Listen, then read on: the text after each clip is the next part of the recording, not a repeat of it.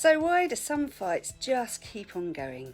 Why do some rows just get seemingly stuck in a loop and you end up rowing about having the row in the first place? I'm Dr. Libby Kemkaran and this is Tame Your Brain 25 and we're on Relationship Roadshow this week, and today I'm going to cover the top 3 pattern interrupts for short-circuiting the wiring of a normal fight. And this is, as you know, 5 to 7 minutes of helpful coaching in these crazy times, covering the 4 R's of relationship breakdown.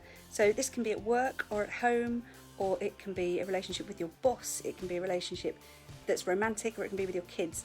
But relationships tend to fail for the same reasons, and that's these 4 R's. We go through these cycles and we have these set patterns that we run. So how can we stop the trauma? How can we start building a healthier interaction pattern? So let's crack on with that today as I switch us around to see the furry babies.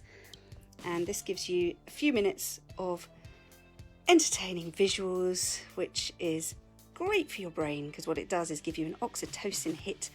That means you can actually learn quite effectively when your brain is in this calm state. So you get to watch furries. I'm going to talk at you about where things go wrong. So today is all about the toxic patterns that we run, and often we don't even know that we've got them because they just feel like home. And you tend to follow in a pattern in your relationship the same old way of rowing, and it's just too easy. It's like a well-trodden path with those old roads that you see where the road actually sinks because of the weight of years on it. Relationships tend to be like that as well. And what you'll notice, the triggers, the signs of this are, you see the same old things being said. Why do you always have to? Which is one of those global belief systems. Fill in the blanks. Often there's the initiating incident. We talked last time about the pants on the floor next to the laundry basket.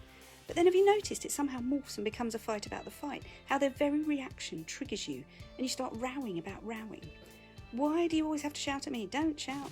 This is toxic patterning. The original problem becomes something that escalates into highlighting your stylistic differences. And it's 10 times worse if you feel that you're playing fair, you're being the grown-up, and they either are less emotionally intelligent and they lower the tone, or they start to punch below the belt, so to speak. So how do we smash through that and make it better? There's 3 things. First, you've got to be really honest on where you are, I'll say that again, on the 4 R's. Are you feeling resistance, where there's a noticing of, there he goes again, but if it's not solved, it then moves to resentment, which is, why is he doing that again? And after that, if the anger isn't addressed, we move to the next layer, which is rejection. Now we've got a problem because that anger has to now go somewhere, and we must choose because our brain has decided this is wrong.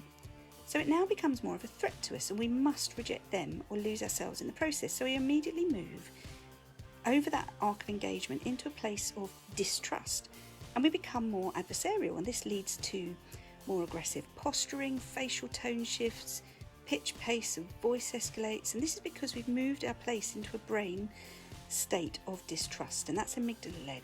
You no longer trust they will do the right thing by you, and so guess what? Your body physically reacts. And this is work done by Judith Glasser. She's an amazing lady. Her book is called Conversational Intelligence if you want to know more, or you can book a call in with me to chat through, and I'll give you a 30-minute blast on this because it's fascinating stuff. So how do we move off this high horse position?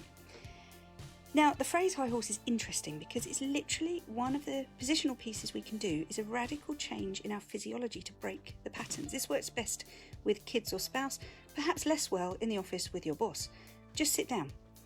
And here's the tricky bit, moving the adversarial across the brain away from the amygdala, fight or flight, and instead into the neocortex, executive brain of reason and trust.